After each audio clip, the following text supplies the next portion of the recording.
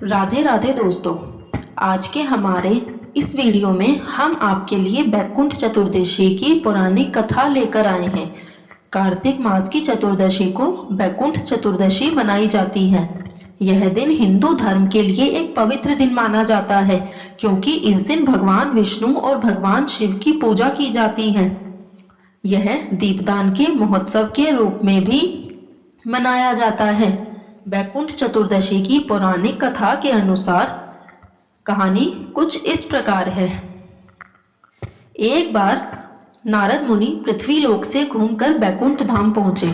उन्हें विष्णु भगवान ने आदर पूर्वक बैठाते हैं और प्रसन्न होकर आने का कारण पूछते हैं। तब नारद जी कहते हैं, हे प्रभु, आपने अपना नाम कृपा निधि रखा है।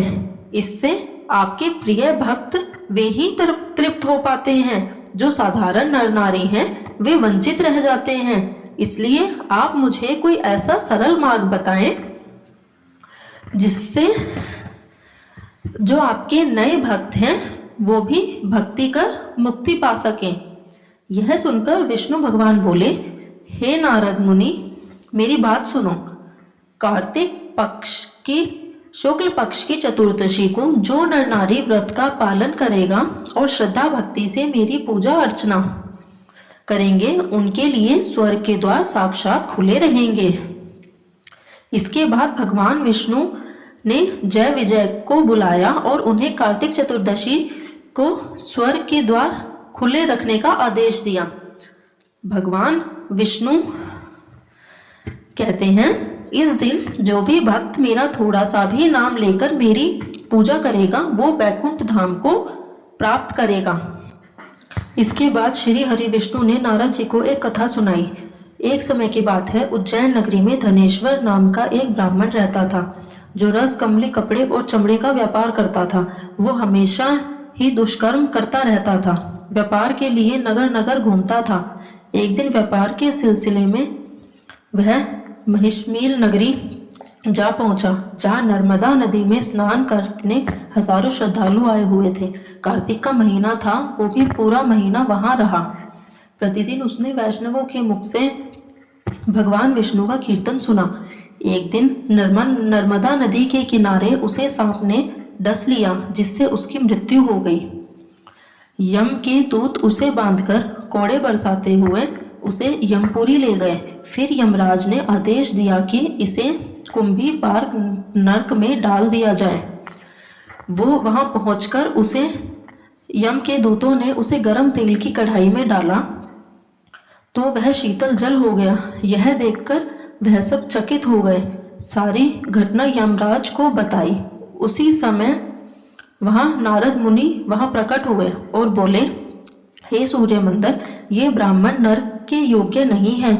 जो व्यक्ति पुण्य कर्म करने वालों का दर्शन, श्रवण और स्पर्श करते हैं वो उनके पुण्य का छठा अंश प्राप्त कर लेते हैं। और यह तो पूरे एक मास तक भगवान श्री हरि विष्णु के कार्तिक मास के अनुष्ठान करने वाले असंख्य व्यक्तियों के बीच रहा है।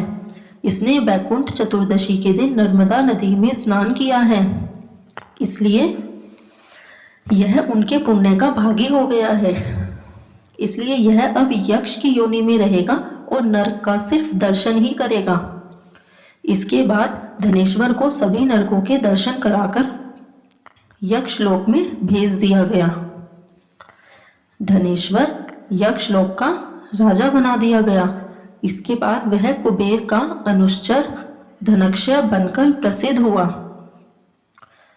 हे भगवान श्री हरि विष्णु, जैसे कृपा आपने धनेश्वर पर करी, ऐसे ही कृपा आप इस कथा को कहते, सुनते, हुंकारा भरते सब पर करिएगा। दोस्तों, बैकुंठ चतुर्दशी का व्रत और पूजन पुण्य प्राप्ति और संतान प्राप्ति की कामना सभी श्रद्धालुओं से करते हैं। अच्छे मन से, भावना से इस दिन की पूजा अर्चना करते हैं।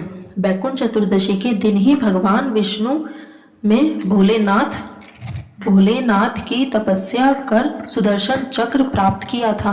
तो वही भगवान श्री राम ने रावण वध के उपरांत वहम हत्या के पाप से मुक्ति हेतु इसी दिन भोलेनाथ की पूजा अर्चना कर वह पाप मुक्त हुए थे। इसी दिन भगवान शिव पर तुलसी के पत्ते और विष्णु पर बेल पत्र चढ़ाए जाते हैं, जो कि आमतौर पर नहीं किया जाता है। जय श्री हरि विष्णु। धन्यवाद।